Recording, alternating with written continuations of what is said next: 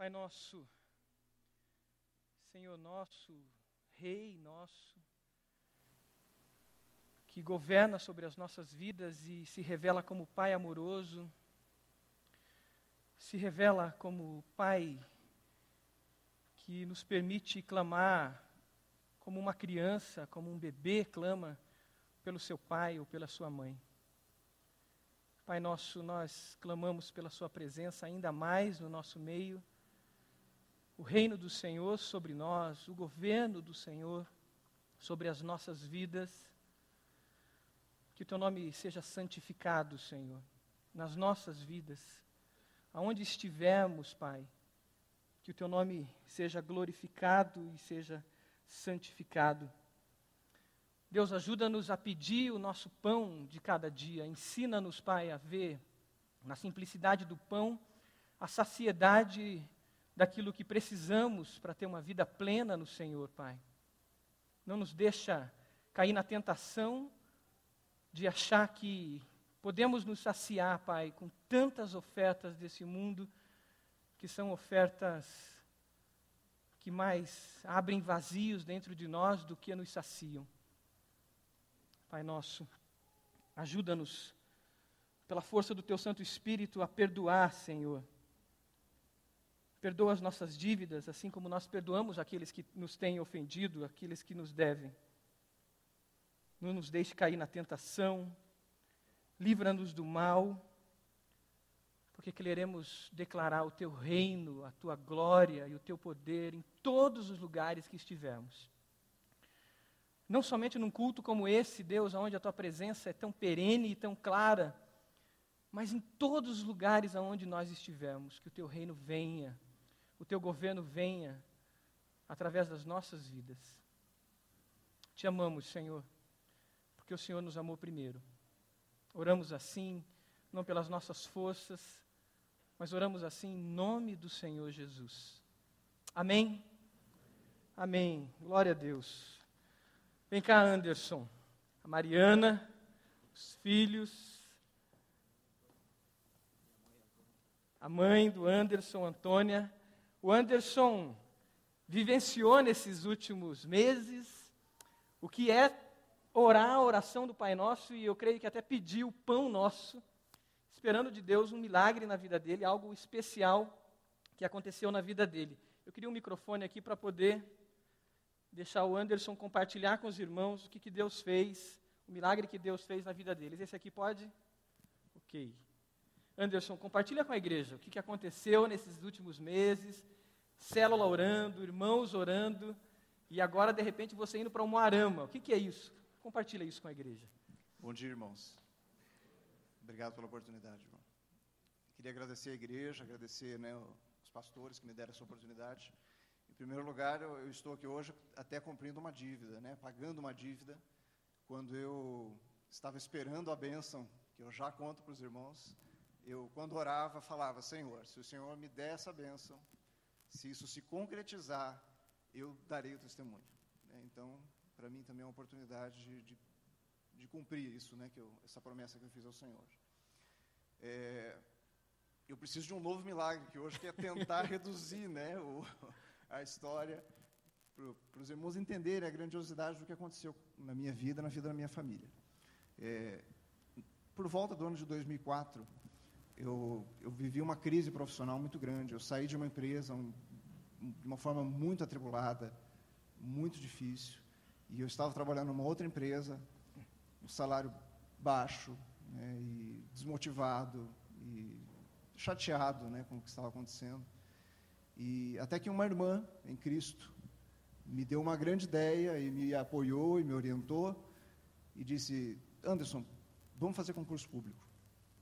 É um caminho interessante, tenho certeza que você vai dar uma guinada na tua vida. Ela sabia o quanto eu estava desmotivado naquela época. E com o empurrão dela, e é lógico, a mão de Deus em tudo isso, eu entrei nessa vida de concurso público, virei um concurseiro. Eu imagino que tenha outros irmãos aqui nessa mesma situação, então esse testemunho é para você também. E na época, o primeiro concurso que eu fiz foi o concurso da Caixa Econômica Federal. E eu estudei um mês para aquele concurso. Eu nunca tinha estudado para concurso público na minha vida. Eu estudei um mês, e orei, e jejuei, e Deus me abençoou com a minha primeira aprovação Amém. no concurso público. Aquilo já significou para mim quase o triplo do salário que eu ganhava bem pouquinho na época. E ali já foi uma bênção maravilhosa, e um primeiro passo. E eu continuei estudando, é lógico que eu não passei em todos os concursos que eu fiz, obviamente. Né, os irmãos concurseiros aqui sabem bem da dificuldade, né, que é essa vida. E o segundo concurso que eu passei foi o concurso do Tribunal Regional Eleitoral. Passei num concurso de cargo técnico, a prova foi em 2005, e eu fui chamado em 2007. E comecei a trabalhar dia 5 de novembro de 2007. Os irmãos já vão entender por que eu estou citando essa data. Dia 5 de novembro de 2007, que não foi uma data escolhida, foi uma data que foi imposta pelas circunstâncias.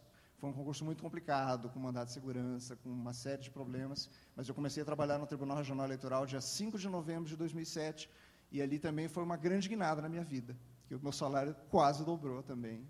E eu fiquei muito grato a Deus, foi uma bênção maravilhosa para mim e para a minha família.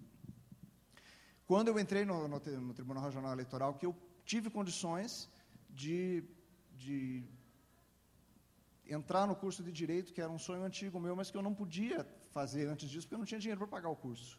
E entrar na Universidade Federal era muito difícil, eu não tinha condição na época.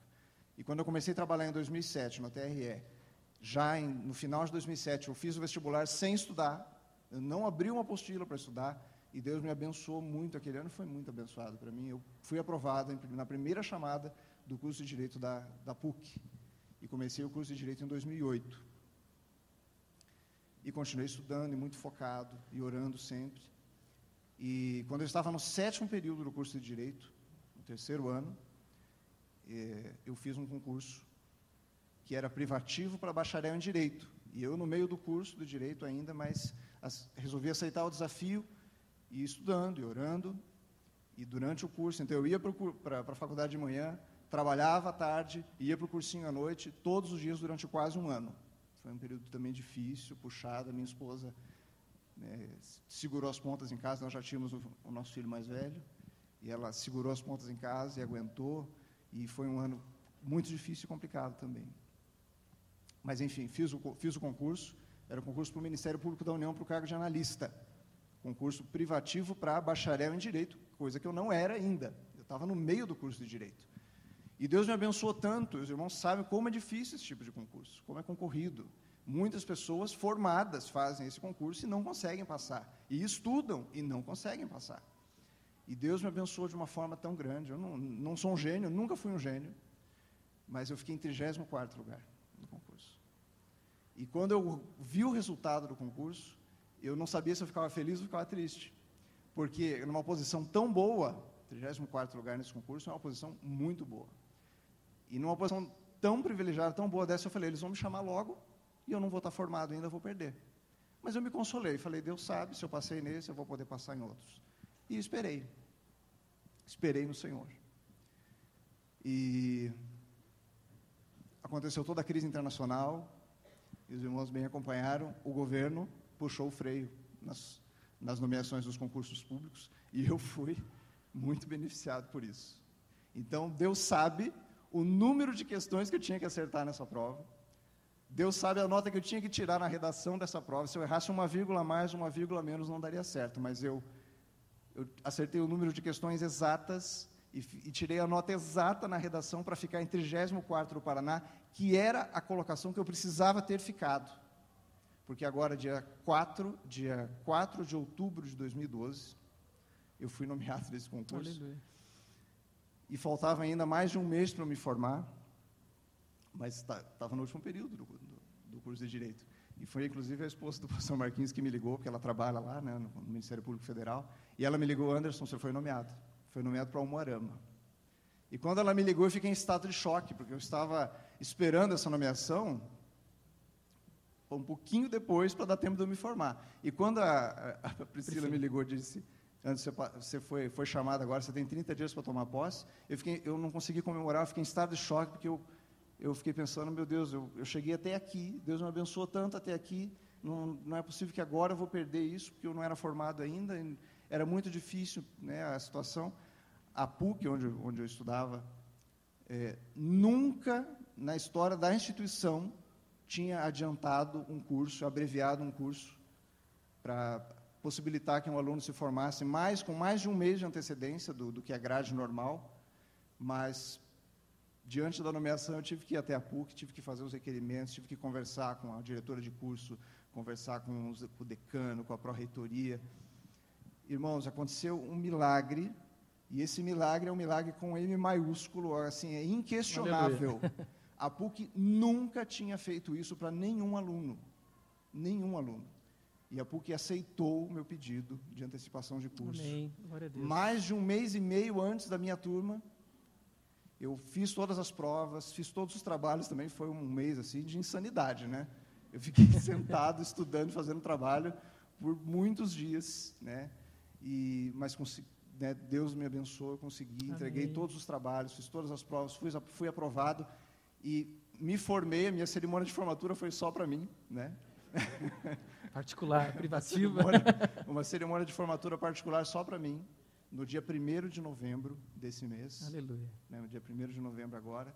Eu me formei, saí com o diploma na mão, dia 1º de novembro de 2012, entreguei o diploma no Ministério Público da União, e o dia que eu comecei a trabalhar no Ministério Público da União foi dia 5 de novembro de 2012. Aleluia. Glória a Deus. Exatos 5 anos depois de eu ter começado a trabalhar no Tribunal Regional Eleitoral, Deus me abençoou, me honrou, e sabia, Deus sabe se comunicar conosco, né?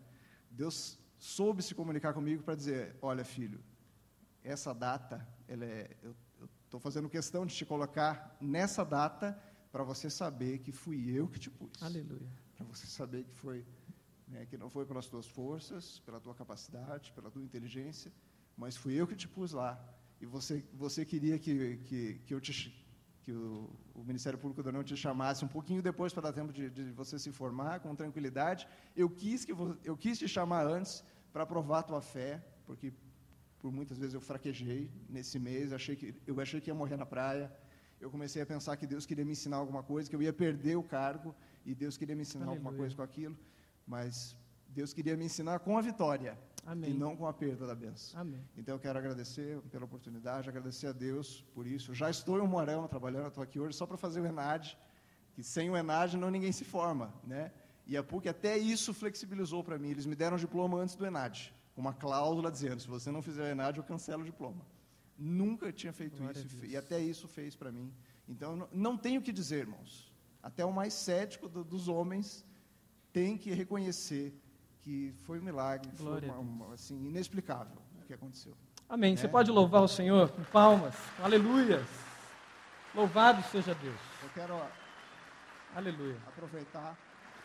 Eu sei que eu já estourei meu tempo. Sim, pastor, desculpa. Vem cá, pastor Roberto. Eu quero aproveitar e agradecer aos irmãos da igreja, agradecer a igreja que me acolheu. Né? Estou desde 2009 aqui com os irmãos. E agradecer aos irmãos da minha célula, dizer que a célula foi muito importante. Muito importante para nós. E dizer para você que se você ainda não tem uma célula, não perca tempo. Procure uma célula. Esses dias de angústia, de tribulação,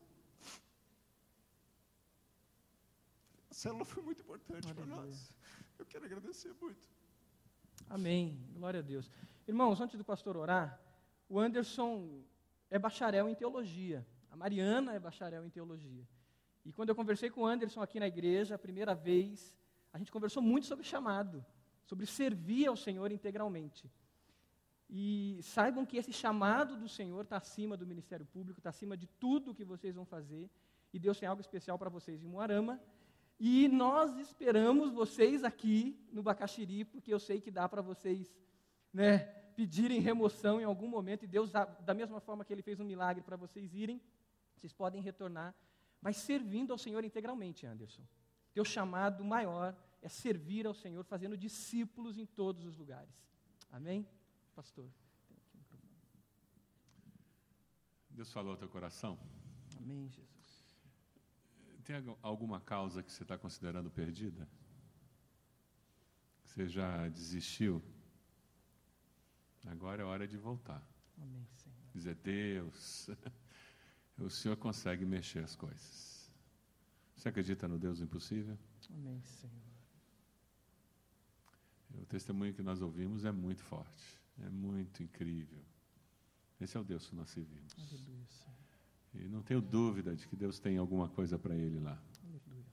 Deus tem pessoas que vão ser impactadas, tem uma sociedade Amém, que vai ser Jesus. impactada pela presença de um servo do Senhor ali. Amém, Jesus. Não tenho dúvida. Deus precisa disso. Onde Deus colocar você, Ele precisa de um testemunho teu, de um compromisso seu, muito claro com Ele. E esse senso de missão. Tem alguma causa que você considera perdida? Está na hora de tirar da gaveta, gente. Amém, Jesus. E colocar diante do Senhor. Vamos fazer isso agora? Feche seus olhos. Nós vamos ficar em silêncio. E você vai colocar diante do Senhor o que está no seu coração.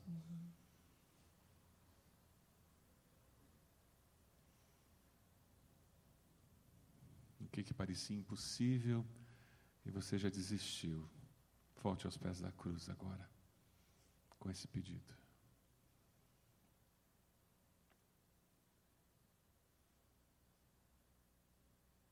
Aleluia, Senhor, é com louvores que nós entramos nesse momento de oração, juntos, como teu povo, glorificando o teu nome pela vitória que o Senhor dá para o teu filho, Deus. Como teu povo, nós nos alegramos com um irmão nosso, com uma família da nossa família de fé, que experimenta a graça, a bondade do Senhor sendo derramada sobre eles. Gente que deseja te servir, comprometida contigo. Ó Deus, abençoa-os, ó Deus. O Senhor conhece as necessidades daquela cidade que vai recebê-los. O Senhor conhece as pessoas com quem eles vão interagir. O Senhor conhece as oportunidades de testemunho que surgirão, as oportunidades profissionais de promover justiça, de promover uma sociedade melhor. Ó Deus bendito, o Senhor é um Deus de bondade, de misericórdia, um Deus a quem servimos com inteireza de coração. E agora nós oramos por essa família. Toma-os, ó Deus amado, em tuas mãos, abençoa-os, manifesta o teu poder, a tua graça sobre as suas vidas. Leva-os, Senhor, com bondade e misericórdia do Senhor sobre eles. Ajude-os a se adaptarem à nova cidade, à nova situação de trabalho, nova igreja. Ó Deus, que eles sejam bênção por onde passarem. Sim, Senhor Jesus. Porque eles têm experimentado a bênção do Senhor. Aleluia. Ó Deus, nós oramos por cada irmão e irmã que estão aqui, por esses pedidos que vieram à nossa mente, por esses desafios que surgiram de novo na nossa mente, no nosso coração. Nós os colocamos no teu altar, Senhor, Sim, Senhor. e clamamos pelas misericórdias do Senhor. Manifesta, Deus bendito, graça e misericórdia sobre as nossas vidas. E assim como esses irmãos estão rendendo toda a honra e toda a glória ao Senhor, nós também o faremos, porque só o Senhor é digno de toda a honra e toda a glória. Aleluia. Nós oramos no nome de Jesus. Amém. Amém, Senhor. Amém. Glória a Deus. Como Deus é maravilhoso. E a gente precisa testemunhar do Senhor, não só com as nossas ações e atitudes, mas com palavras. O que nós vamos meditar é uma frase da oração do Pai Nosso. Se você está passando pela igreja hoje, você estava de férias e não acessou a internet, não viu as pregações anteriores, nós estamos na série de mensagens sobre a oração do Pai Nosso. Por isso que você ouviu o Pai Nosso cantado e tem ouvido tanta sobre o Pai Nosso nos últimos dias. Mas vamos meditar na frase que diz: o pão nosso de cada dia nos dá hoje. Mateus 6, versículo 11. Dá-nos hoje o nosso pão de cada dia. Que nós ouvimos com o testemunho do Anderson é a declaração clara de que nós temos que chegar diante de Deus com o nosso coração aberto para pedir aquilo que está dentro de nosso coração. A gente às vezes fica querendo sofisticar a oração, a gente fica racionalizando a oração e a gente não abre muitas vezes o nosso coração diante de Deus. O que Deus nos ensina, o que Jesus nos ensina aqui é que nós devemos começar por essa oração simples do pão nosso de cada dia. O pão, aquilo que realmente sacia as nossas necessidades. Richard Foster, num livro dele que o pastor Samuel Mitch está usando, nas aulas que ele tem ministrado no CFI, primeiro capítulo do livro, ele fala sobre a oração simples. Aquela oração que a gente chega diante de Deus e realmente abre o coração diante dele. Aquela oração que por vezes até parece egoísta, que por vezes até parece egocêntrica, porque você chega diante de Deus e diz: Deus, o meu salário está baixo. Deus, o meu sustento, eu não estou tendo condições de comprar um material para os meus filhos. Deus, eu não estou tendo condições de minha esposa trabalhar, eu trabalhar e nós termos uma babá que de repente ajude ou de pagar uma escolinha. Deus, o meu carro está com problema, eu preciso trocar de carro. É aquela oração que é espontânea e vem das necessidades que a gente tem todos os dias. A necessidade do pão diário, que toda manhã nós vamos precisar daquele pão à mesa para que a gente possa se alimentar. Que toda manhã os nossos filhos precisarão daquele pão à mesa para que ele possa se alimentar. Que toda manhã o nosso pai ou a mãe se preocupa em levantar cedo para ir para uma panificadora e você sabe que o seu pai está correndo porque ele quer suprir o pão à sua mesa. Você é adolescente, você é jovem, que ainda está em casa. Deus quer que a gente chegue diante dele com os nossos clamores mais essenciais para a nossa vida. Clamores mais essenciais para o nosso dia a dia, como pessoa humana, de carne e osso. Que precisamos de saúde, que precisamos de alimento, que precisamos de roupa, que precisamos de um teto. Esses clamores essenciais. Satanás, ele quer nos tirar daquilo que é fonte de saciedade. Ele quer nos colocar alimentos que, na verdade, produzem em nós ainda muito mais vazios do que alimentos essenciais. Numa sociedade consumista como a que nós vivemos, nós estamos o tempo todo sendo bombardeados por esse tipo de alimento.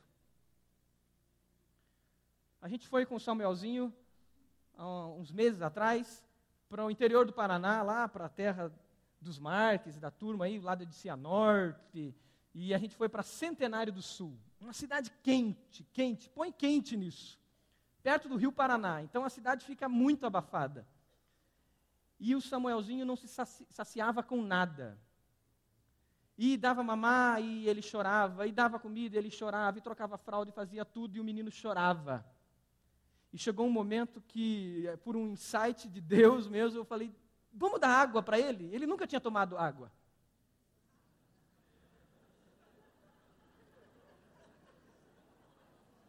Depois as mães e vós me batem, tá? Ou converso com a minha esposa também. Você está rindo do quê, Ivantídio? Você deve ter passado por alguma coisa assim. Mas olha, a gente deu água para o menino e o menino... O menino relaxou. Que felicidade, né? Que alegria. Ele estava ali saciado. Ele não queria leite, ele não queria nenhum tipo de comida, ele queria água. O corpo dele pedia água. Mas eu não sei quantos meses ele tinha, não lembro ali naquele momento, a água ele não tinha tomado ainda. Mas muitas vezes nós somos assim.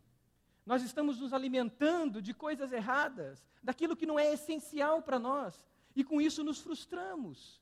Muitas vezes nós alimentamos os nossos filhos e ensinamos os nossos filhos a se alimentar daquilo que não é essencial. E nós criamos filhos frustrados. Eu pude aprender um pouco disso no ano que eu e a Pri, primeiro ano de casado, a gente não tinha condições nenhuma para buscar satisfação naquilo que fosse supérfluo ou naquilo que nós achávamos que pudesse satisfazer a gente. A empresa que eu estava, já contei essa história, quase quebrada, a gente não tinha dinheiro para nada, etc. e tal. E naquele ano, a gente pôde descobrir que existem coisas simples, que não custam dinheiro e que nós podíamos nos saciar. E foi um ano que a gente aprendeu que o cachorro-quente da esquina é o melhor cachorro-quente do mundo. E que a gente conheceu pessoas muito legais naquele lugar. E que não precisava ir para os melhores restaurantes, talvez, para descobrir e conhecer pessoas legais. A gente descobriu naquele ano que nós podíamos passear, que a gente podia sair, que a gente podia curtir ambientes e lugares tão bons, sem gastar dinheiro, até porque nós não tínhamos. E a gente encontrou saciedade, aquilo que a Bíblia fala de contentamento, com o pão, com o simples pão de cada dia. Hoje a gente entendeu que, para os nossos filhos, nós precisamos ensiná-los a se saciar com o pão de cada dia. Se eu achar que meu filho só vai se divertir no shopping, se eu achar que meu filho só vai se divertir numa festa no melhor lugar, na melhor estrutura, se eu achar que o meu filho só vai se divertir com os melhores brinquedos, aliás, se eu achasse isso, eu ia me frustrar já no primeiro brinquedo que eu comprei para o Samuel, porque sabe o que ele quer? É panela, tampa, e a gente viajando para Recife esses tempos, cai lá uma garrafa toda torta no chão, vem a comissária e diz assim, caiu um lixo aqui. Não, isso não é lixo, isso é o brinquedo do meu filho, é o brinquedo que ele mais gosta. Não tentem pegar o brinquedo do meu filho. A saciedade está nas coisas simples. Se a gente se aproxima de Jesus e a gente começa a conhecer mais de Jesus, a gente sabe isso, a gente entende isso. Graças a Deus, Deus me colocou numa célula onde a turma sabe fazer isso. Ontem à tarde a gente estava num grupo de crianças fazendo sabe o quê? Se jogando em poça d'água. Era isso. A pergunta que Deus tem para nós e que Jesus traz através da sua oração é: você tem se saciado com o pão de cada dia? Ou existem angústias na sua alma que surgem porque existe um desejo consumista, um desejo de ter, um desejo de fazer aquilo que Deus não quer que você faça? E aquilo que não produz vida, aquilo que não produz saciedade. O pão nosso de cada dia. Numa sociedade onde a estética está acima da ética, isso é muito comum. Numa sociedade onde isso acontece, o próprio culto precisa de uma estética cada dia mais rebuscada, cada dia mais chamativa, para que eu tenha saciedade. Mas sabe o que as pessoas querem? Relacionamento. Querem que você a abrace, elas querem que você converse com elas querem que você as ouça. E às vezes uma simples célula com 3, 4 casais, aonde todos cantam desafinado, a presença do Espírito Santo é tão grande e você sai saciado dali. Você está pronto a fazer ao Senhor os clamores essenciais e a perguntar ao Espírito Santo de Deus: Senhor, o que eu preciso clamar e chorar que é essencial na minha vida? Eu estou clamando e chorando pelo quê? É a pergunta que você deve fazer ao Senhor. E buscar do Senhor essa essência, pois o pão de cada dia Ele nos dá. E Ele continua dizendo que, nessa frase, o pão é nosso. O pão não é só meu. Não, eu não chego diante de Deus e digo: Deus, eu quero o meu pão hoje e amanhã e para todos os dias que eu viver nessa terra. Não, o pão é nosso. A oração nos leva à inclusão dos outros. A oração do Pai Nosso, nessa dimensão plural dela, me leva a incluir até aqueles que eu não gosto. Pois o Pai é nosso, e nós já falamos sobre isso. E quando eu oro o pão nosso, eu levo em consideração as outras pessoas. Quando eu oro o pão nosso, eu peço a Deus, considerando que eu sou parte da resposta de oração ao outro também. Pois se o pão é nosso, eu já sou resposta de oração àquele que passa fome. Se o pão é nosso, eu já sou resposta de oração àquele irmão da minha célula que está vivendo uma situação difícil. Se o pão é nosso, eu não fico só clamando por justiça social e exigindo do político, e exigindo das ONGs, e exigindo de todas as organizações. Eu começo a fazer parte, generosamente, da partilha do pão que é nosso, que não é somente meu. Quantos milhões existem ainda no Brasil de pessoas que passam fome? E de quem é a responsabilidade? Se o pão é nosso, ele rompe com aquele paganismo e aquela feitiçaria que a estrutura pagã, muitas vezes, da nossa sociedade, faz com que a gente leve até para dentro da igreja. Do tipo, eu estou prosperando e a minha vizinha, que é incrédula, está sofrendo, está, usando a palavra danação, está se danando. E essa feitiçaria, esse paganismo começa a tomar conta de mim. Em vez de eu clamar pela minha vizinha e dizer, Deus, faça o sol do Senhor nascer sobre a vida dela e que ela conheça o seu amor, e que ela reconheça o seu amor. Me usa como testemunha para levar e mostrar que o seu amor está sobre ela.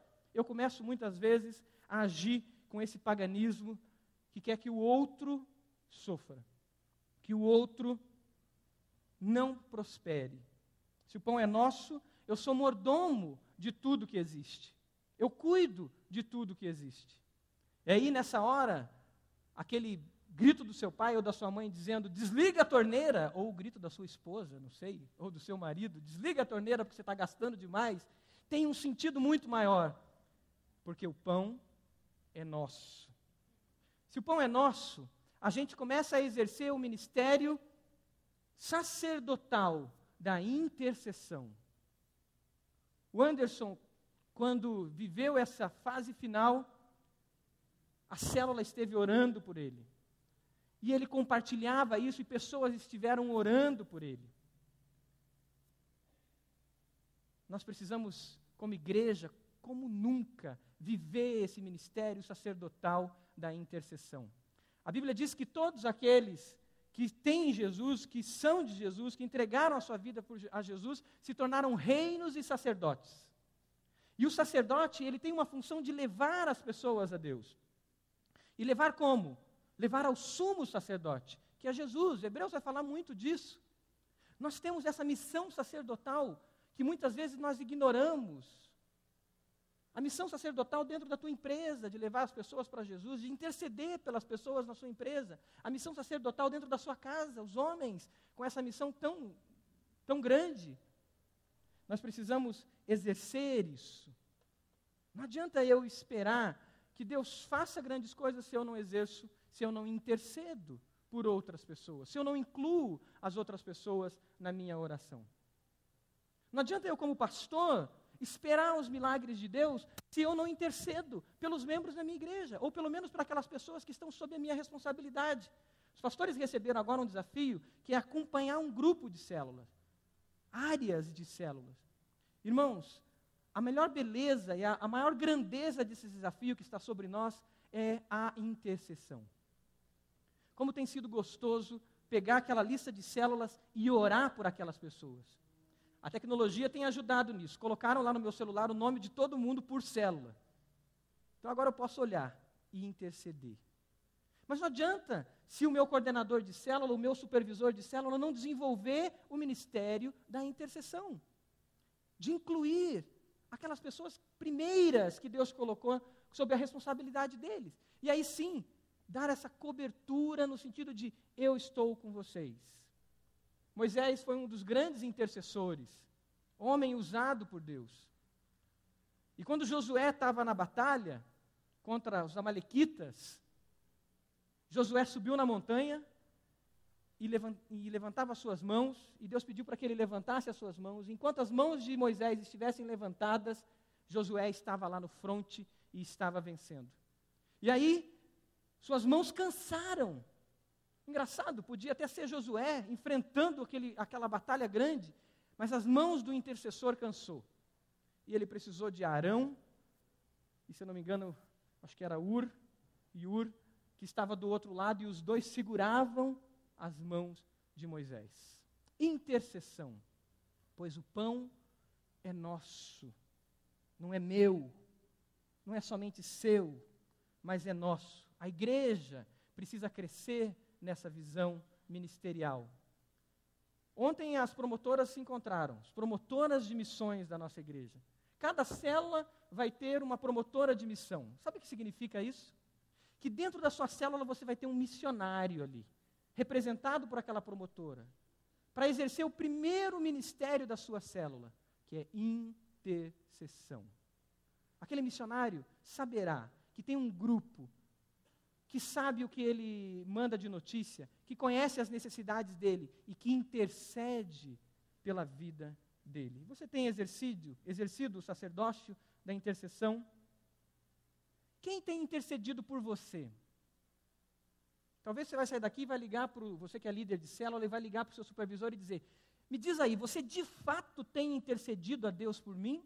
Ou você tem torcido? Torcido é quando o cara está dentro do carro dirigindo e diz, puxa, tomara que o fulano se dê bem. Ô Deus, cuida dele lá. Isso é quase que torcer pela pessoa. Interceder é dobrar os joelhos e orar por aquela pessoa. E gastar tempo, e clamar pela vida daquela pessoa.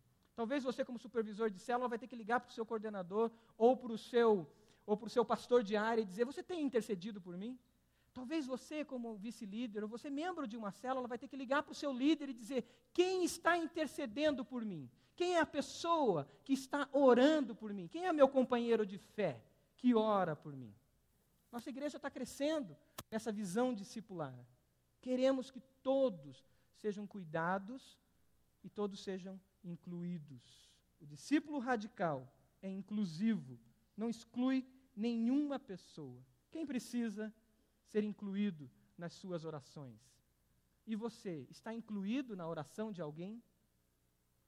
A outra coisa que a gente vê nessa frase do pão nosso, é que é o pão nosso de cada dia nos dá hoje. Hoje. A confiança da provisão de Deus. A confiança que esse pão que o Senhor tem para nos dar, Ele nos dará hoje, nos dará amanhã, e eu não preciso fazer um estoque na minha casa. Eu não preciso me preocupar com o dia de amanhã. Eu preciso pedir pelo pão de cada dia. A dependência da provisão constante de Deus. Esperar. Aprender a esperar. Aprender a confiar no Senhor. Fugir do imediatismo dessa geração. A oração acaba sendo... Muitas vezes as pessoas não oram porque acham que é desperdício, porque eu preciso fazer. Não, eu preciso orar para aprender a descansar no Senhor. Confiar na provisão de Deus é viver um contentamento diante das circunstâncias que possam existir. Mesmo circunstâncias difíceis. Sabendo que o Pai não nos abandona. Sabendo que o Pai está presente. Sabendo que Deus não está à parte. E que eu posso sim pedir o pão de hoje, sabendo que Ele vai nos dar o pão de cada dia. Ele vai prover aquilo que eu preciso. Se nós não temos essa consciência da provisão de Deus e do cuidado de Deus, a gente está sujeito a cair em diversas tentações. A palavra de Deus fala sobre aqueles que, no desejo e na ansiedade de ficarem ricos, caíram em muitas tentações, diz lá nas cartas pastorais, e se desviaram da fé. Orar, confiando no pão de cada dia, é uma advertência quanto ao estado de entrar em tentação, que é quando a mente fica possessa da fome do pão, do desejo cobiçoso, ou da vontade soberana daquilo que a palavra diz que não é vida, segundo Deus. Eu começo a ter fomes daquilo que não produz vida. Eu começo a ter fome daquilo que produz mais vazio dentro de mim do que vida. Toda tentação acontece como uma tentativa de se comer o pão que está para além da oferta da palavra. Está além daquilo que sacia. Você tem confiado no Senhor? Tem depositado toda a sua confiança nele? Sabendo que a provisão vem dele, o discípulo radical confia na provisão de Deus. O que você precisa, então, colocar aos pés da cruz? Você pode fechar os seus olhos? O que é necessário colocar aos pés da cruz? Talvez você precise colocar agora aos pés da cruz essa sede daquilo que não é água viva. Talvez você precise colocar aos pés da cruz a fome que não é fome que produz vida. Talvez chegando o Natal, a sua ansiedade, a sua preocupação, você precisa colocar aos pés da cruz. Talvez você está correndo de um lado para o outro, querendo satisfazer desejos que não são os desejos que Deus quer que você tenha. Quais são as fomes da sua alma?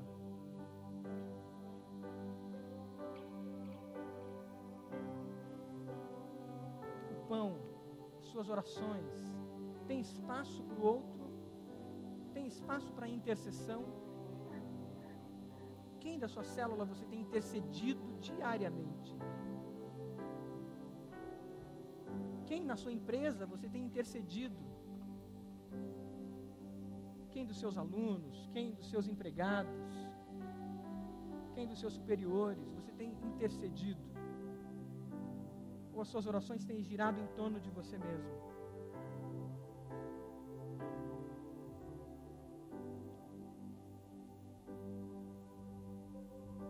Você está preocupado com o dia de amanhã? Coloque diante de Deus toda a sua ansiedade. Lance diante do Senhor toda a sua ansiedade. E a palavra diz que Ele cuidará de nós. Ele cuidará de você. Confie na provisão do Senhor. Enquanto a igreja ora, enquanto cada um está com a sua cabeça baixada, e clama ao Senhor por si, e clama a Deus por outros, eu queria dizer que a gente só vai saber viver, a gente só vai ter saciedade completa quando a gente tiver Jesus plenamente em nós. Porque Jesus disse que Ele é o pão da vida. Jesus disse que quem bebesse da água que Ele tivesse para dar, nunca mais teria sede. E do seu interior fluiria rios de água viva. Talvez você que está aqui ainda não fez essa decisão de entrega total a Jesus. E de aceitar Jesus como aquele que vai suprir, aquele que é alimento para você, que é vida. E de receber Jesus na sua vida. Enquanto a igreja ora, enquanto o Espírito Santo fala tantas coisas aos corações ainda, eu quero te desafiar hoje a dar esse passo de fé, dizendo: eu quero Jesus na minha vida, e eu quero receber o pão da vida. Não o pão que perece, mas o pão que traz vida plena, vida completa. E a partir de hoje você vai caminhar diariamente se alimentando desse pão, buscando primeiramente o reino de Deus, se saciando primeiramente daquilo que vem do Senhor. Você quer entregar, você entende que você precisa nessa manhã entregar a sua vida ao Senhor Jesus? Se você quer desse pão que produz vida, levante uma das suas mãos dizendo: eu quero Jesus como meu Salvador. Levante. Amém. Deus abençoe em nome de Jesus. Eu quero esse pão da vida. Levante uma das suas mãos dizendo: eu quero esse pão que produz vida, que é Jesus. Amém. Deus abençoe em nome de Jesus. Tem mais alguém? Amém. Deus abençoe em nome do Senhor Jesus. Levante uma das suas mãos dizendo: eu quero Jesus e me alimentar de Jesus. Amém, em nome de Jesus. Amém. Aqui à minha direita essa senhora, jovem senhora. Deus abençoe em nome de Jesus. Tem mais alguém? Levante uma das suas mãos. Amém. Deus abençoe em nome de Jesus. Glória a Deus. É só se alimentando desse pão que produz vida que a gente vai poder viver a simplicidade do pão do dia a dia com saciedade. Vai poder descansar sabendo que Deus provê tudo. E vai poder olhar para o outro e dizer: Deus, eu quero a bênção do Senhor sobre todos que estão perto de mim e sobre aqueles que o Senhor colocar diante de